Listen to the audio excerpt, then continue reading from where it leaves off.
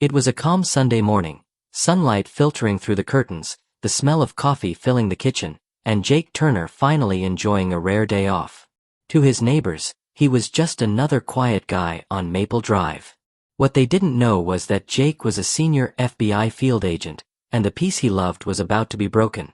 At 9:14 a.m., a loud, commanding knock shook his front door. Jake frowned. Through the peephole, he saw two men in fake-looking uniforms and a woman with a smug grin. Karen, the president of the neighborhood HOA. She was known for acting like she owned the street. Jake opened the door halfway. "Can I help you?" The taller man flashed a badge. "Sir, we're with the HOA Police Department. You're under arrest for violating Neighborhood Code Section 4B. Jake blinked. The HOA Police Department. He almost laughed. "You're joking, right?" Karen smirked. "Not at all. You've ignored warnings about your security cameras and that SUV. Step outside." Jake raised an eyebrow. "Those cameras are legal. And that SUV? That's government issued." The shorter man growled. "Sir, step outside before we..." Jake cut him off. "You got a warrant?" They hesitated. The badge looked wrong. Cheap metal, mismatched fonts. Jake recognized it instantly. His tone turned cold. "You're not real cops." Karen stepped closer. "Oh, we're real enough to deal with rule breakers like you." Jake smiled faintly. "Is that so?" He stepped back inside quietly, pressing a button on his smartwatch. His security system began recording every angle. What those fake cops didn't know, they had just triggered a silent distress signal to the FBI command center. Outside, Karen whispered, "He's stalling. Break the door." Jake returned, calm and smiling. "Before you do that, mind repeating your name and department for my camera?" The taller fake cop gritted his teeth. "I said..."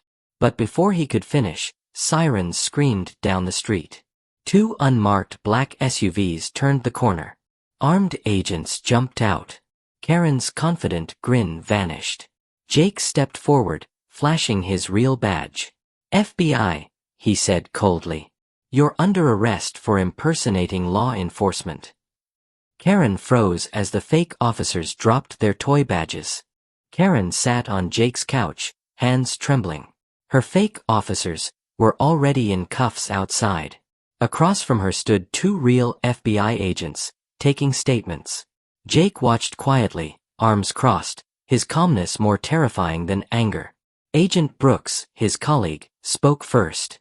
"You want to tell us why you hired two security guards to pretend to be police?" Karen burst out. "They said they could enforce HOA rules. I didn't know they were fake." Jake tilted his head. "You paid them cash. You printed fake warrants from a template. You knew exactly what you were doing." Tears welled up in her eyes.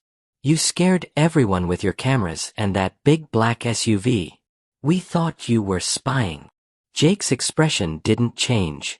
"I was protecting this neighborhood from people like you." Agent Brooks leaned in. "You realize impersonating police is a felony, right? You're lucky no one got hurt." Karen started sobbing. "I just wanted peace on our street." Jake turned to leave. "You should have tried knocking politely."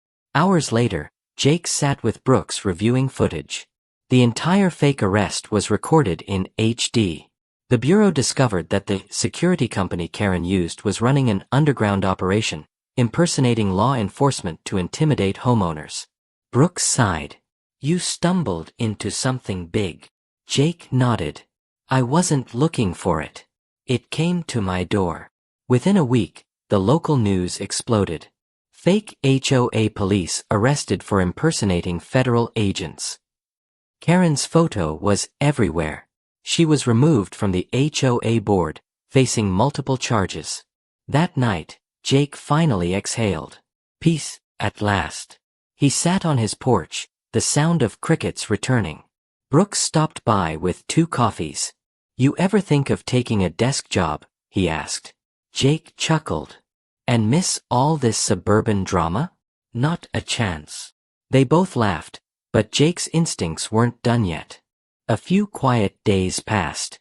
The neighborhood returned to normal. The HOA appointed a new president, and for the first time, Jake felt a sense of calm. Until one morning, a plain white envelope appeared in his mailbox. No return address. No stamp.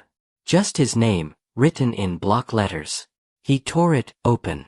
Inside was a single line. You exposed us. Now we're watching you. Jake's blood ran cold, but his expression stayed calm. He glanced toward his front camera. Whoever left the letter had disabled it. He walked inside, placed the note on his desk beside his Glock, and tapped his smartwatch again. This time, every sensor in his house lit up blue. Moments later, Brooks called. Jake, we traced that security company you busted. They're linked to an organized crime ring. Someone out there isn't happy. Jake stared at the window blinds, his voice low. Let them come. That night, dark SUVs passed slowly through the neighborhood. Jake watched from inside, silent, armed, waiting. He wasn't the hunted anymore. He was bait. Lightning flashed across the sky as rain poured down. Jake whispered to himself. They wanted war? They just got it. The screen faded to black as thunder cracked.